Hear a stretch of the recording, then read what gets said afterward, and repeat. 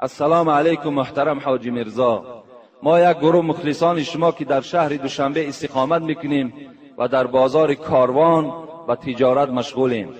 در نزد ما یک جوانی کسیت فروش است و هرگاه که ثبت آواز شما را میگذارد ما خیلی شاد میشویم و در حق شما بهترین خوشی های دنیا و آخرت را آرزو کرده از شما دو سوال میکنم. التماس با سوال من جواب گویید. گبناز از نظر اسلام، گبناز این سحر است. سحر در اسلام حرام است. گوید که عروس قرآن کدام سوره است؟ با احترام یک گروه صاحبکاران از بازار کاروان در همون 4 کتاب به فکرم که عروس قرآن سوره یاسین میگفتند، لیکن برای ما و شما قرآن همش عروس است.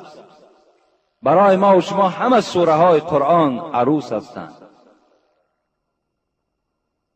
این شرط نیست و این واجب هم نیست که ما و شما دانیم که عروسی سوره های قرآن کدام سوره هست.